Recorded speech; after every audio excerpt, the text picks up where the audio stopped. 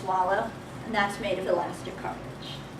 So it needs to hold its shape, but be somewhat flexible so it can kind of be pulled around to cover the airway. Your ears need to be somewhat flexible so that when you lie down, they flatten against your head instead of you putting all your weight on them and hurting them.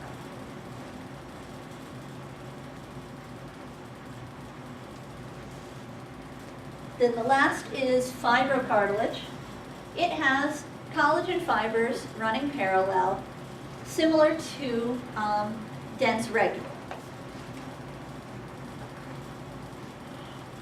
The big difference visually is that you can usually see the cells more clearly in fibrocartilage than you can in dense regular, because they're in the lacunae, they stay round, and the fibers go around them. Whereas in the dense regular, they just get flattened.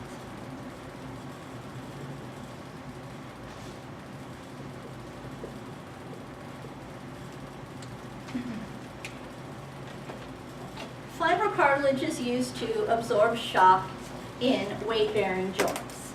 The collagen fibers can be compressed together. So as you put your weight down, the tissue gets squeezed, and then as you lift up the force, it expands again.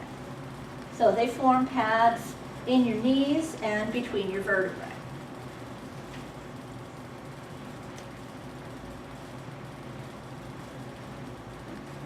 Questions on cartilage?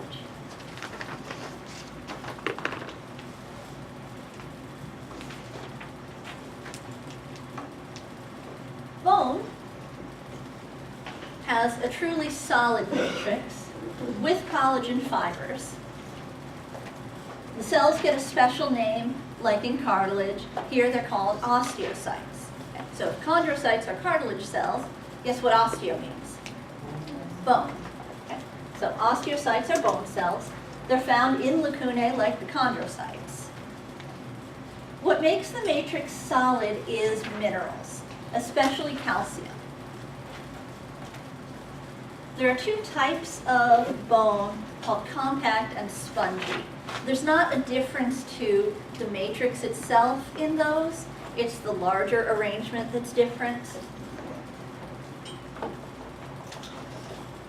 So we're only going to look at one type in detail. Here, we'll come back to them in the bone chapter. So osteons are concentric circles found in the structure of compact bone.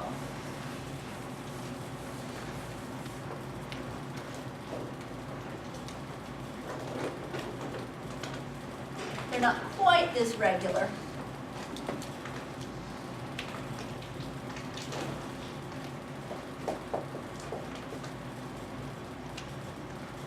Each ring of matrix is a lamella. Plural is lamellae. It means layers. There are cells called osteoblasts that build the bone tissue, and then, like painting yourself into a corner, they build the bone tissue around themselves, and when they get trapped in the matrix, then they become osteocytes.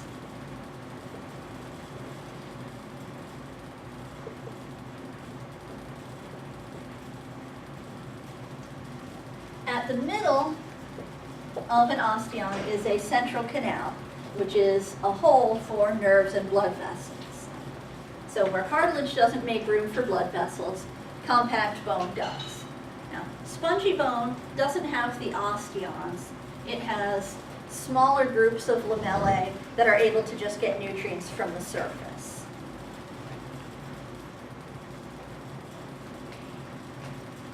Okay, so here's a couple of views of bone tissue. This is a photo where those large spaces, or the large dark spots, are the central canals. The small dark spots are lacunae. And then the circles are made up of lamellae, and the whole circle is an osteon. This is a simplified diagram so you can see the lamellae more clearly. The osteocytes look kind of spidery because they have these little tendrils that reach out through even smaller gaps in the matrix to connect to each other. So they're able to pass nutrients out from the central canal to the other osteocytes. Now this is a close-up of one osteocyte in its lacuna. So this yellow is the bone matrix and the white is the cell. Questions on bone structure?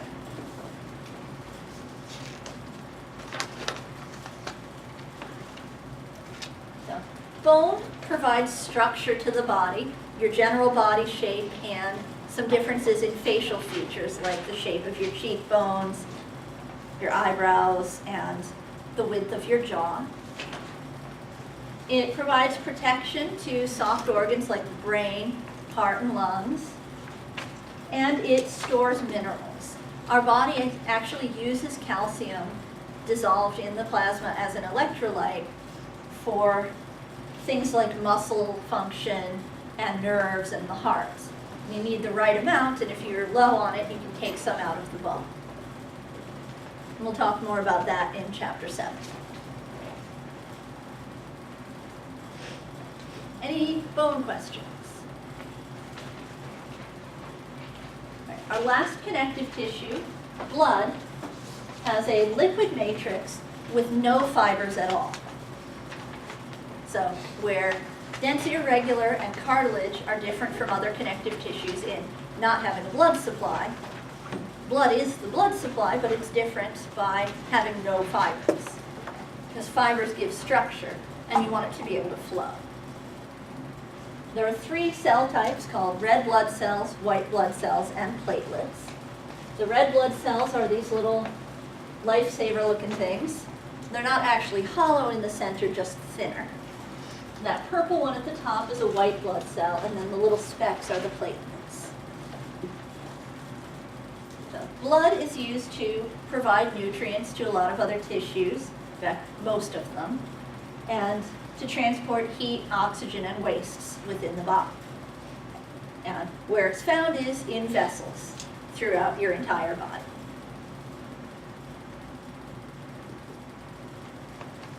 Questions on blood?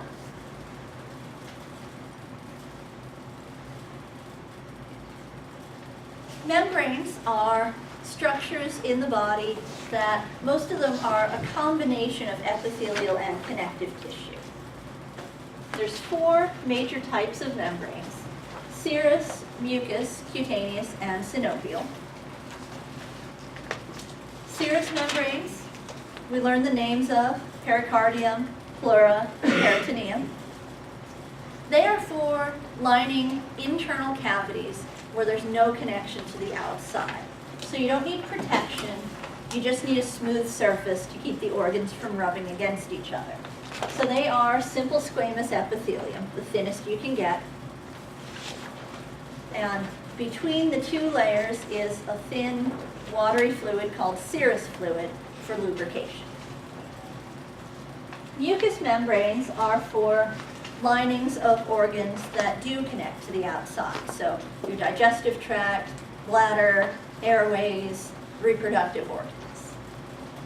They have a variety of epithelial types depending on the location, and they're coated with mucus to keep them moist. The cutaneous membrane is the skin, which we'll talk more about in Chapter 6. And synovial membranes are found in joints. They have fluid inside to lubricate the joint. Here's what each type looks like. So the serous membrane is always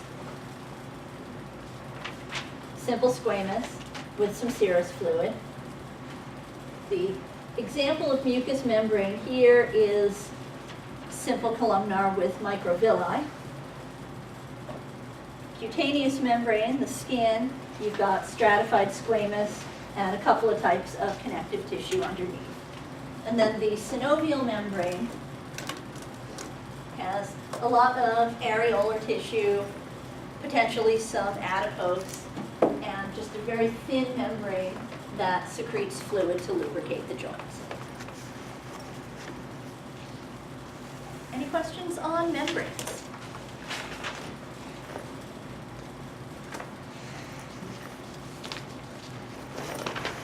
Our last ones, not quite our last ones, we've got nerves after this, but these are smaller groupings. Muscle tissues, Structurally, they have long, thin cells, often called muscle fibers. But in muscle, the fibers are cells, where in connective tissue, the fibers are just proteins. And the nuclei are stretched out into ovals.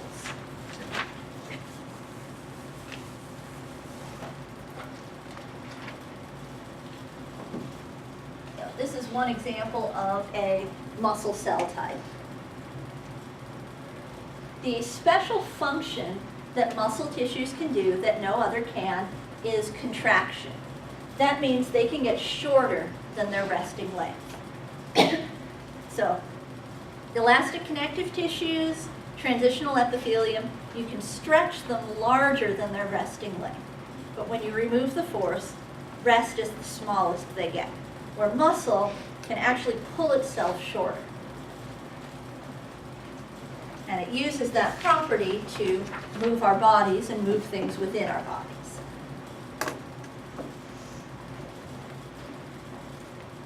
Muscle tissue is classified by a couple of characteristics.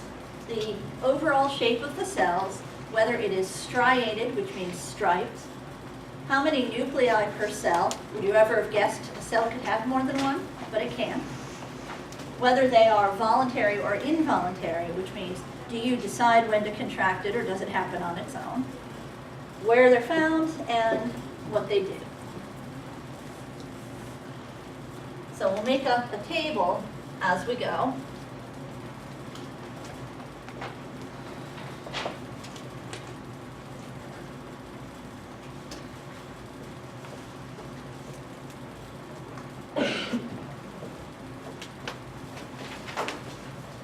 Fill in those properties. Skeletal muscle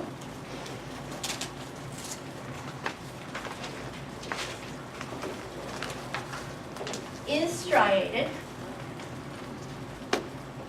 If you can see it clearly enough, it's got these really narrow stripes where the cells are running the long way and the stripes go across them the short way.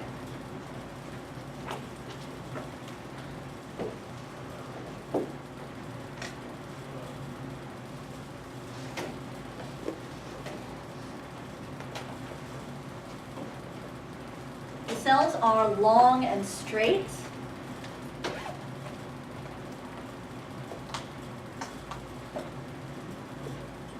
With multiple nuclei, we're talking potentially hundreds. An individual muscle, like my biceps that goes about from here to here, the cells will just go the whole length rather than multiple cells lined up down it. So it could take hundreds of nuclei to have all the instructions for the proteins easily accessible down the length of that cell.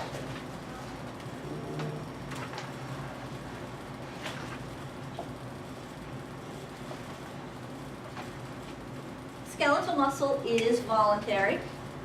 There are a couple of exceptions where you can exert voluntary control for a time, but eventually the involuntary takes back over. That includes your eyelids. Like, you can try to stay not blinking, but eventually you need to blink.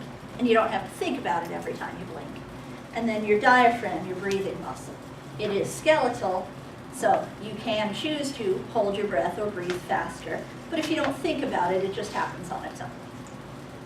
Whereas most of your skeletal muscles, you decide when you're going to contract.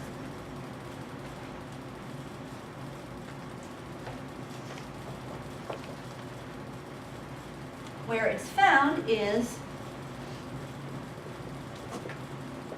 skeletal muscles, which means muscles that move your bones.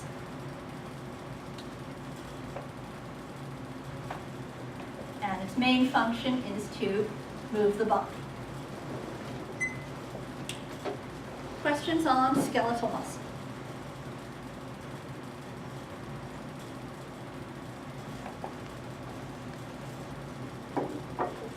I do have a question, sorry. Yes. So, like your skeletal muscles, like when you lift weights, is it like the cell itself is getting bigger? the cells are getting shorter, but to do that and not lose mass, they do get thicker, and that's why your muscles get bigger when you contract them, is the muscles, as they pull, to get shorter, they have to get thicker. And yes, each cell gets shorter and thicker. Anything else? Smooth muscle gets the name smooth because it is not striated. So here, it's not always easy to pick out individual cells on smooth muscle. You can see the nuclei, and in some places you can see kind of a pointed oval. So the shells are tapered.